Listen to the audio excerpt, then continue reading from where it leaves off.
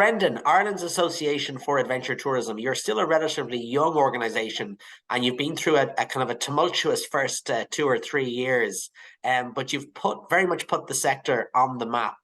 How has the season been for your members?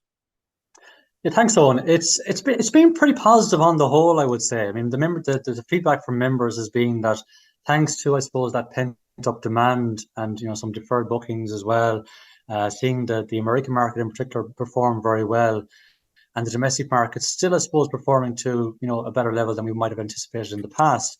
It has seen a pretty positive season for the members, but I suppose the key point is how realistic that is going forward for next year. Because there's a lot of uncertainty, which is causing a lot of concern. Yeah, it's a funny business we're in, kind of eating bread is soon forgot. We're always kind of looking forward, and we in the tourism industry constantly seem to face external challenges that are coming at us. But just in terms of your membership numbers now and your island of Ireland, I mean, it's a growing sector, isn't it? It certainly is, and certainly lots of potential for future growth if we can manage to remove some of the obstacles that have been facing us over the last few years and those that are facing us as well as we go into next year. The members at the moment, membership is at about 250 members. That's across the entire island of Ireland. And that's covering a wide range of activities, everything from hiking, biking, kayaking, cycling, and adventure centres in who provide everything, and the tour operators who I suppose bring the numbers in as well. Yeah. But certainly the membership is growing, and hopefully we'll see that continue to grow. I think we've got presence now in every single county in Ireland, actually, which is really encouraging. And I think one of the good things, if you can say good things about COVID, was the appreciation we all have now for the outdoors. And obviously a lot of your sector is outdoors. Do you think that sort of trend is here to stay? I think so. I think there certainly is. I mean, we've seen even stats coming back that there's been a huge increase in the use of the outdoors, not just with our own members, but with the general public as well here in Ireland, actually taking to activities on a private basis. So you only have to look, I suppose, throughout this year how much the beaches were being used, how much the lakes were being used. The increase in biking, the e-bikes obviously now being a massive trend that's taking off as well. So I think that has been, I suppose, one really, really positive thing coming out of COVID is there's a greater appreciation for the outdoors, and hopefully there's less complaining about the weather as well that we have in Ireland at times, because to use that old phrase, no such thing as bad weather, just the wrong clothes. Absolutely. And we do have a relatively temperate climate, when you look at other spots around the world. You talk about challenges going forward, and there are loads of challenges, but I suppose insurance has always been a sort of a big issue for your sector, and I know you've made great strides in that regard, but it hasn't gone away, has it? No, it hasn't. It hasn't. And I was speaking to a colleague last week about the fact that I'm almost sick of talking about this, and maybe some people are sick of listening to me talk about this, but that's when you need to push on and keep going and make sure that we don't give up in achieving what we want to achieve. And in an absolute nutshell, what we want to achieve is that we have the same opportunity as our colleagues in the UK and in the EU to achieve affordable insurance. And there's so many pieces that are moving there that can help that. I mean, the most recent, I suppose, up-to-date piece is the duty of care reform that's going through. But any reforms that are being delivered, we need to see them actually manifest in savings for our members and for other sectors, because a point that's often forgotten and I think needs to be always repeated is that this doesn't just affect a number of small sectors. This affects the entire country. It affects the entire economy. And it is hugely detrimental to our growth as an economy if we cannot fix one of these things, which is in our gift within Ireland to fix. Yeah.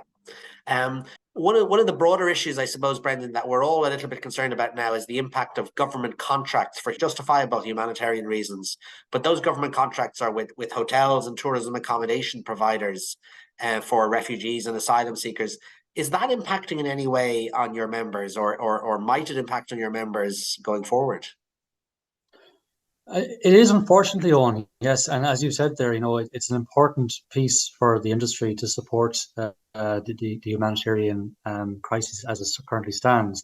But we need to see a longer term plan here for accommodation, because that accommodation stock, that room stock is particularly bad in some key locations. I mean, I have a number of examples, one of which is from a member on the west coast of Ireland in what you might call a tourism hotspot, where the three main hotels in the village are effectively full of refugees, and there's no long-term plan to alleviate that. So he's actually seen his business performance dip by 50% this year. Yeah. So if that's happening this year, and as the crisis worsens, what are we looking at for 2023?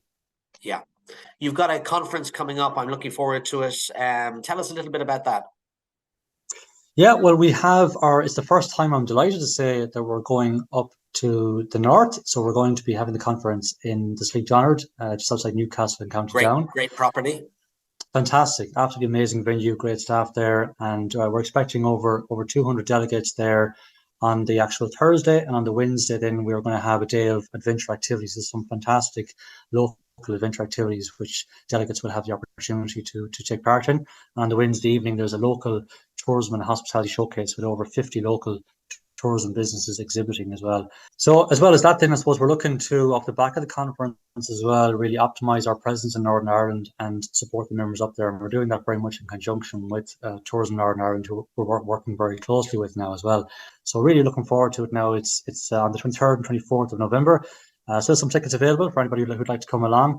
And we have a fantastic lineup of speakers as well. If you want to go on conference.iaat.ie, you'll see all of the details of the conference there.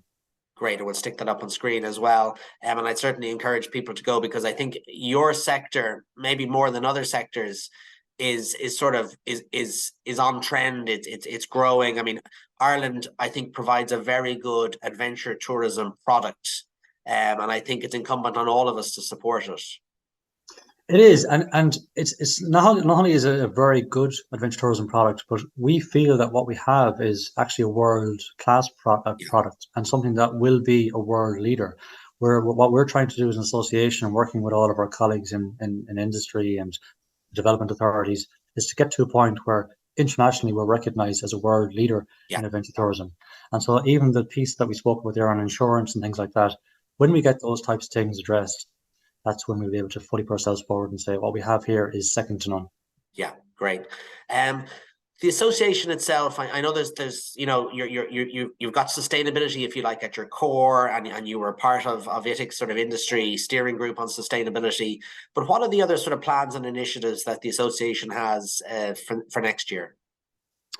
Well, on sustainability specifically, we're rolling out our own policy, which is just going to guide ourselves and our members as to how we'll support our own membership in optimizing what most of them are already doing in terms of sustainability.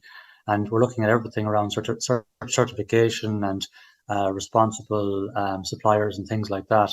But other plans for next year include our making moves forward on our standards piece, which includes indeed sustainability, but standards around good practice guidelines, around accessibility, around health and safety. So we've already commenced a piece of work around safety management systems. And that's really to bring consistency to our members who are generally doing everything really well as it is, just have that level of consistency, which then supports the insurance piece as well. It demonstrates the insurance market. We're already doing everything really, really well here, and we want to be rewarded for that work. We also are looking forward to launching a brand new website in the new year, which will be a better tool of hosting resources for our members as well as we go forward, because there's so much happening.